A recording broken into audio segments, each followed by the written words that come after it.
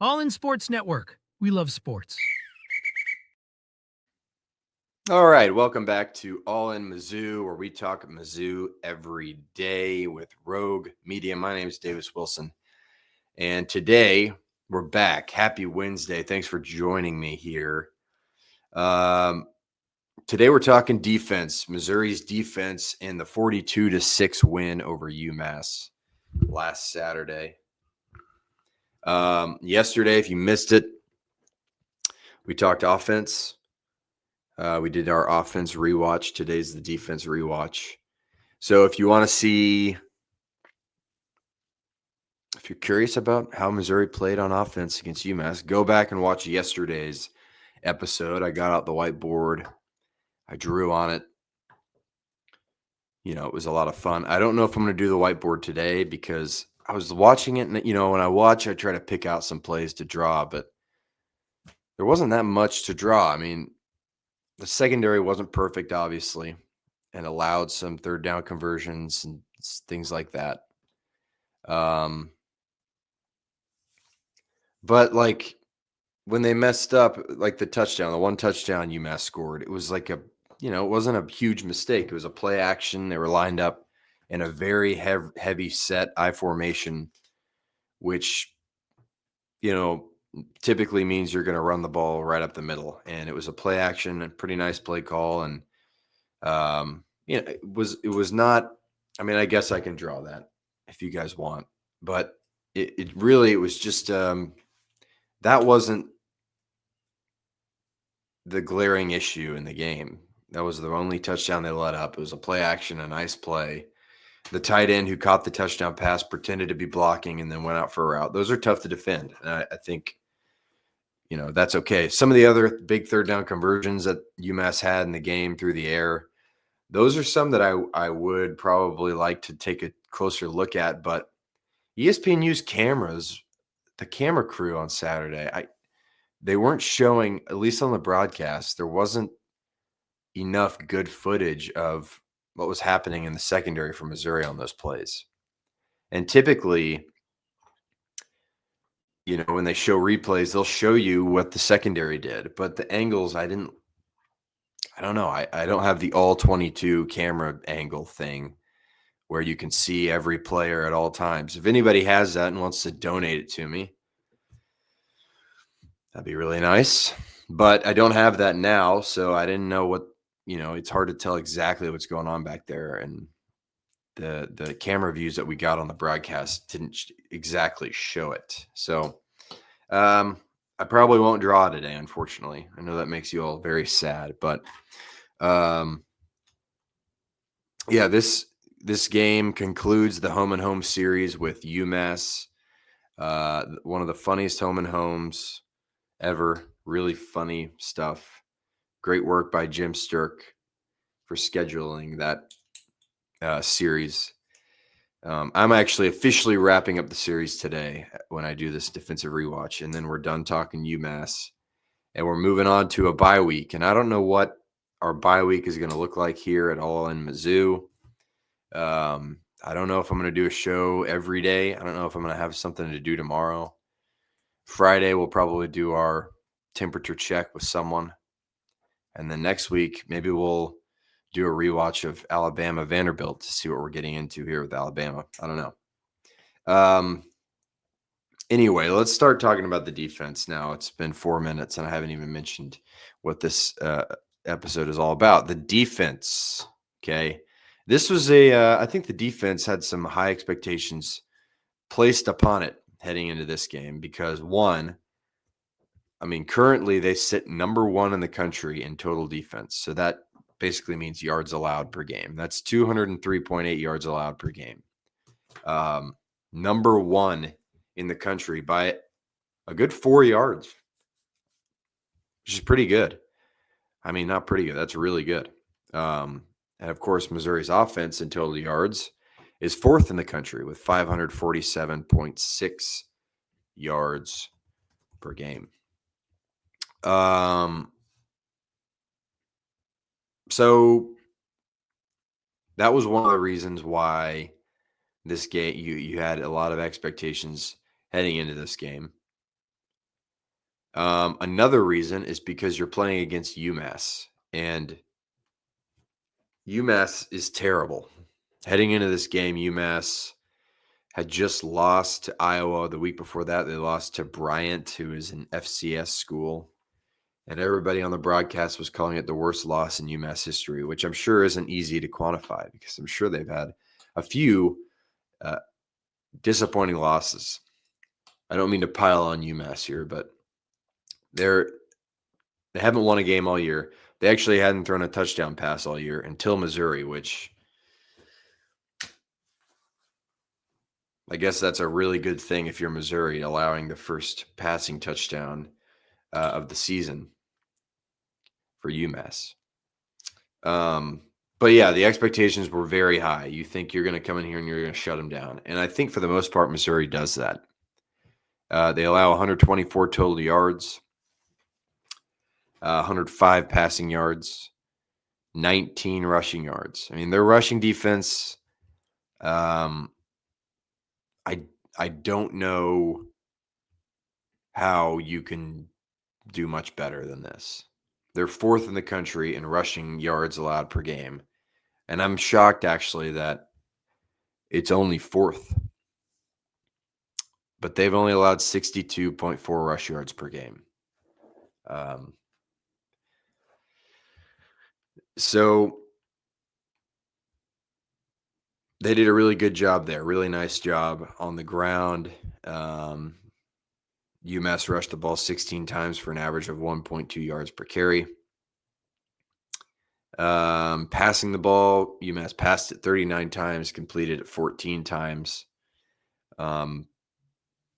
Like I said, there were a couple breakdowns on, there were a couple third and longs where they picked it up. And again, I just think it's coming down to miscommunication with the cornerbacks and the safeties. And it's just like, I mean, again, I think for the most part, coverage looked better to me. Man-to-man coverage.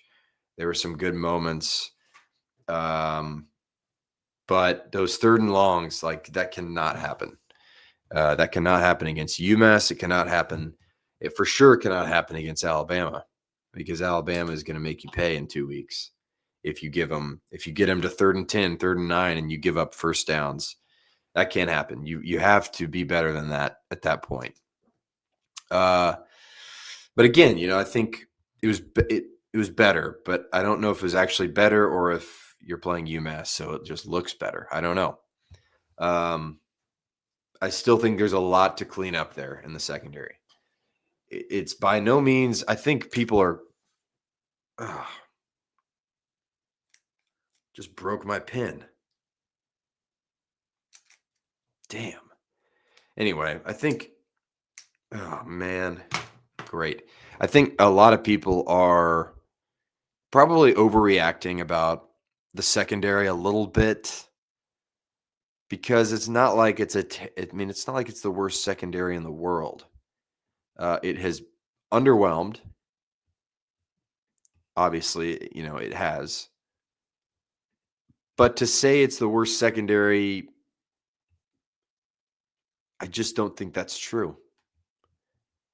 Like Missouri, and you can blame this on a number of things. You can blame it on the quality of opponent Missouri's played. You can blame this on the pass rush.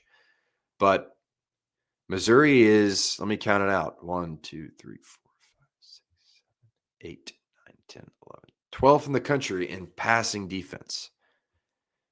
And that's when that's getting into this notion of being a box score watcher. When you just look at the box score, it looks good.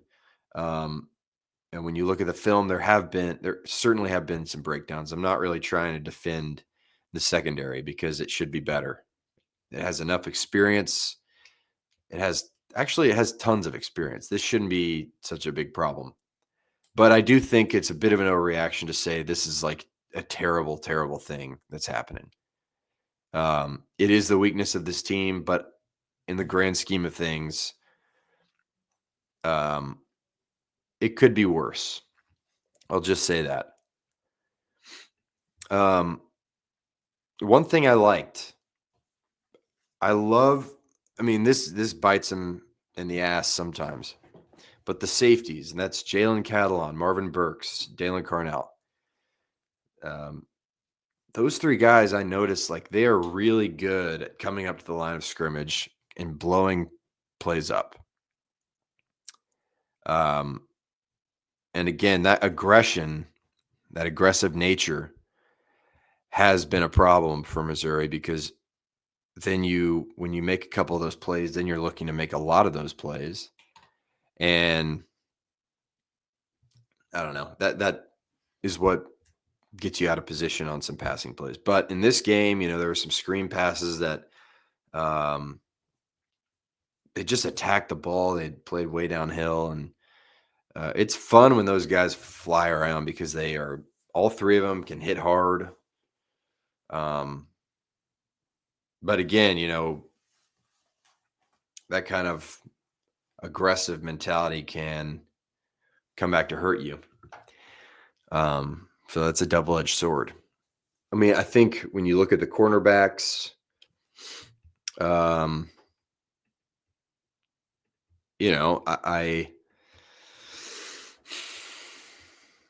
think you don't have. I mean, Drayden Norwood only plays 3 snaps in this game, and I think that's probably because he wasn't fully healthy, and you don't need him in this game necessarily. Stephen Hall and Toriano Pride played 36 snaps. I think there were moments where both of them looked good in coverage.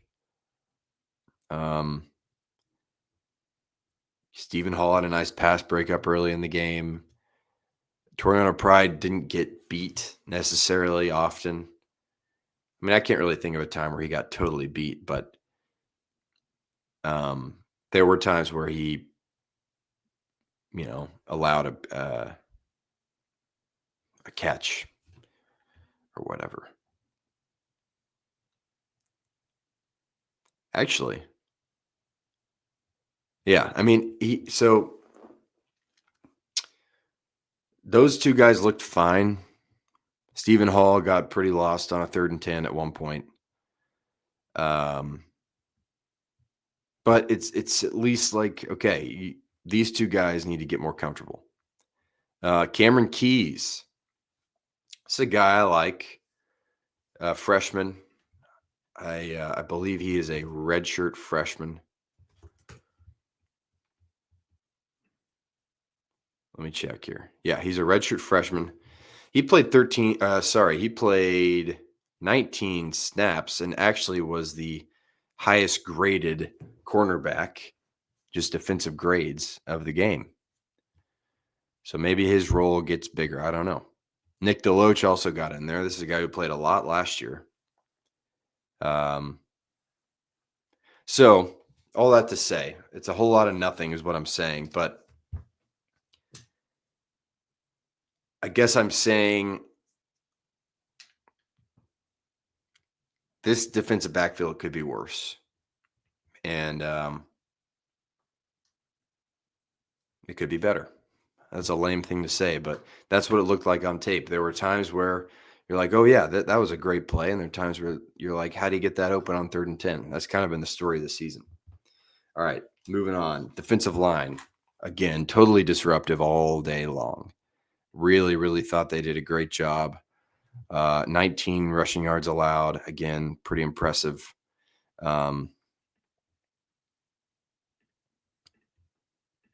Pretty good work. I don't think they recorded any sacks. ESPN said that Darius Smith had a sack, but I didn't see it unless I missed it. I think it was maybe that intentional grounding. I don't know if they count that as a sack now. I don't know. No sacks. So it's not like the rushing numbers are totally inflated by your sacks. They truly allowed 19 rushing yards. Pretty good. Really good. The linebackers, I thought, played well. Nick Rodriguez on one of the first possessions of the game. That guy, golly, he flies in there. He really does. He is a fun player to watch. Khalil Jacobs, I also thought, I mean, Khalil Jacobs has improved so much from this time last year to now. He is a really fun player to watch. Josiah Trotter had some moments, although you didn't have that wow play that he's had, but he was good. I want to talk about this, the snap counts for the linebackers, because it was so spread out. Josiah Trotter had the most snaps, 23. Jeremiah Beasley had the second most. He and Khalil Jacobs were tied for the second most snaps with 18 each. Nicholas Rodriguez had 17. Dante McClellan had 12. And Tristan Newsom had 11. So, I mean, again, UMass, so you're going to get different guys involved. But it's nice to see how big this rotation can be and how deep you can be there. Missouri did force a turnover. A nice play. Got pressure. I mean, gosh, I feel bad for Hairston, AJ Hairston, UMass's quarterback, on this throw. He gets sandwiched by Damon Wilson and Zion Young, the two guys on Missouri's defensive line I would least like to get sandwiched by. Right after he throws, they crush him from both sides, from both, they just hit him at the same time, kind of compacting him. And he throws the ball directly into the hands of Santana Banner, who's just kind of sitting there in coverage. Didn't have to make a huge play on it. He was in the right place, and he picked it off. And that led to Bo Perbula's touchdown pass to Brett Norfleet. So good to see them force a turnover. I think that's something I would like to see more of. And I thought that I thought that was nice to see. Just for this, for the whole unit, getting to see that, very good. All right. What other notes do I have? I thought Dante McClellan, I mentioned him. He had a pass breakup. Every time he gets in the game, he does something pretty good. I like to see that. I like to see that. I'll go through. I told you there was no sacks, but there were some pressures. Missouri pressured very well. And can you guess who led the team in pressures? Zion Young had 8 pressures. He had 3 quarterback hits and 5 quarterback hurries. Damon Wilson had 6 pressures, 4 QB hits, 2 hurries. Darius Smith had 4 pressures, 4 hurries. Javion Hilson, the true freshman, 2 pressures, 2 hurries. And Sterling Webb, 2 pressures, 2 hurries. A lot of other guys had 1 pressure. I'd like to see that. So just because there was no sacks doesn't mean this defensive line took a step back or anything. They pressured this quarterback a lot, and I think UMass's game plan, a part of it was, let's get the ball out quickly, which is probably what I would do, because that defensive line is not one I want to mess around with. Okay, let's go ahead and talk about, I can talk about the touchdown. So this touchdown that UMass scores, the only one of the game, is set up by a Bo Perbula interception that is returned all the way to the 21-yard line, Missouri's 21-yard line. And UMass goes down. They go all the way down, get to about the 2-yard line. They line up in the I formation, which means you basically stack everybody on the line of scrimmage. You have a fullback. You have the quarterback under center. You have the fullback directly behind him, and you have the tailback directly behind the fullback. And a lot of times when you line up in the I formation, it is such a heavy package, you're going to try to ram the ball into the end zone. They run a play action here. The tight end kind of pretends like he's blocking and then goes out for just a route up the middle in the end zone. It's a touchdown. Dalen Carnell was in coverage there. I'm not worried about that play. They're at the 2-yard line. They're probably going to score. They started at the 21-yard line. I think overall Missouri did a good job. And then, the first passing touchdown of the year. I think it's hilarious that it happened against Missouri because of all the people who are very concerned about this secondary, including myself. It was like, oh, yeah, great. Of course, we allowed the first passing touchdown of the year for UMass. But I don't think it wasn't a bad play. It wasn't a blown coverage on the touchdown, which is good. Let's see here. Yeah, I think those are all the plays I wanted to talk about. See, not a ton to draw. Let's go into PFF grades, and then I'll get you guys out of here. I feel like I've been kind of rambling about a bunch of nonsense, but let's get back to some stats here, some cold, hard stats. The highest graded defender of the game was Zion Young. He had an 86.2 grade. Wait a minute. Is this right? Yeah, it is. All right. Zion Young, 86.2. Santana Banner, 85.2. Jalen Catalon, 81.0. Cameron Keys, 78.4. And Chris McClellan, 77.5. Other note, snap count note. Marquise Gracial only played 4 snaps. I don't know why. Maybe he's a little banged up. I don't know. Run defense. Number 1, Chris McClellan. Hold on, wait 1 second. Let me make sure. I need to find the number here. Hold on. All right, here we go. Run defense. Sorry, Khalil Jacobs is number 1 here. 75.5. Chris McClellan's 2 with a 74.1. Nicholas Rodriguez is 3 with a 73.5 run grade. Zion Young is 4, 71.2. And Jalen Catalon is 5 with a 70 grade. Again, I thought Catalon, I think that represents it well because he came down and made some plays up by the line of scrimmage, which I like to see.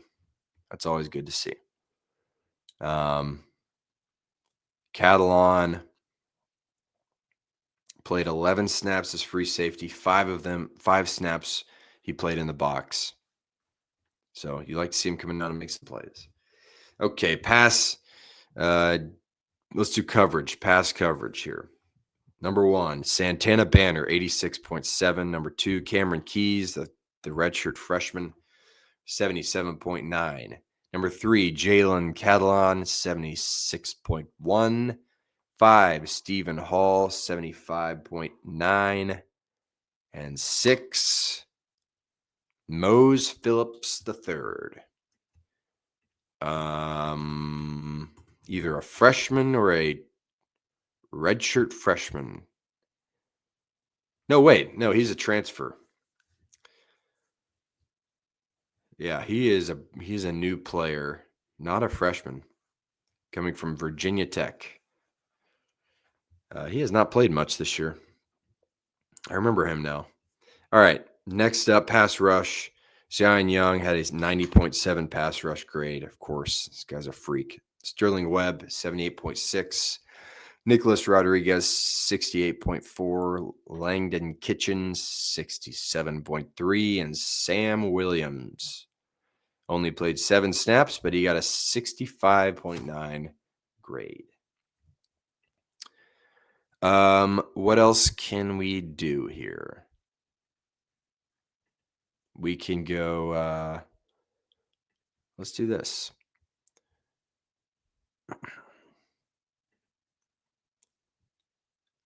Missouri blitzed 7 times, and it affected A.J. Harrison in a good way. He had a grade of 65.1 when Missouri blitzed.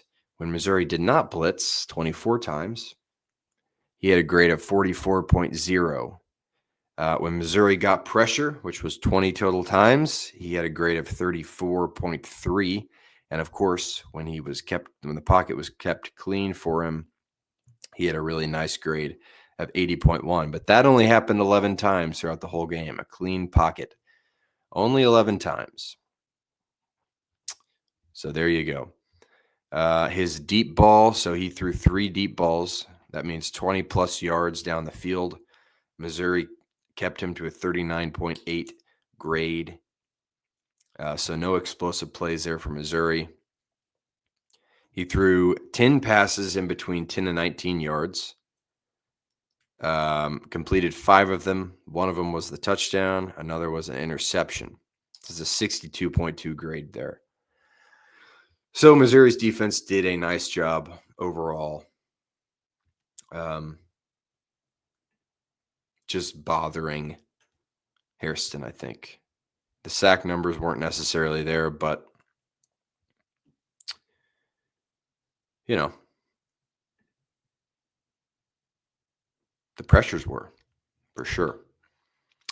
I want to see if there's any notable things to look at here among the national rankings. Zion Young was the 26th highest graded defender in the country during week 5. Anybody else? Santana Banner, the 34th highest graded defender in the country in week 5. All right, there you go. Let's see this. Last thing before I let you guys go. Come on. Load. All right, here we go. Is there anyone up here from Missouri nationally? No.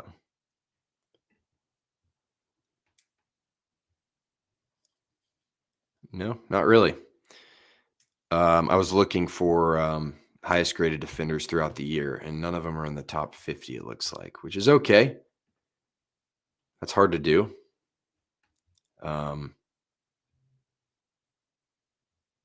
Yeah.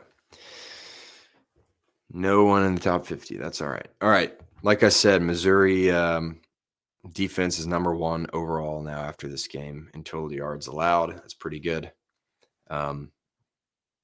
Still some things to clean up, obviously. And I think that's kind of right where you want to be, an undefeated team with things to work on. I think that's probably Drinkwitz's dream.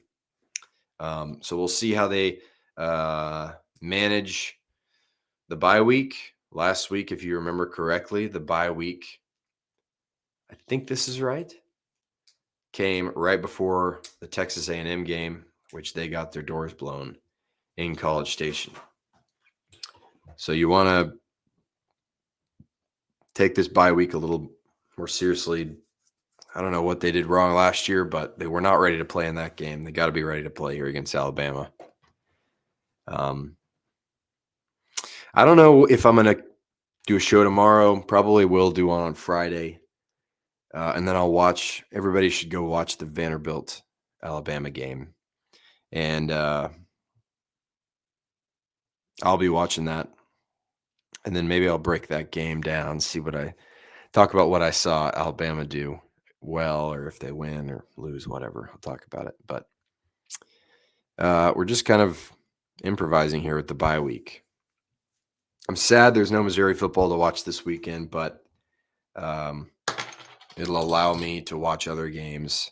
I'm actually going to Austin City Limits, ACL, the festival this weekend, going to see many different bands, but the main one I'm very excited about is The Strokes, one of my favorite bands of all time. I've never seen them before, so getting pretty pumped up about that. So it actually works out perfectly that Missouri's on a bye. Anyway, enough of my nonsense rambling. If anyone's curious about how the Strokes played, I can talk about that on the next show. But for now, I'm going to leave you guys be. I hope you guys all have a happy Wednesday. I don't think I'm going to do a show tomorrow, but come back Friday. I'll do a temperature check with somebody. And then it'll be the weekend, full weekend of college football. And then we're right back to it next week. Thank you very much. Thanks to Rogue Media. Thanks for everybody for watching. Have a happy Wednesday and have a happy week and just be happy. All in Sports Network. We love sports.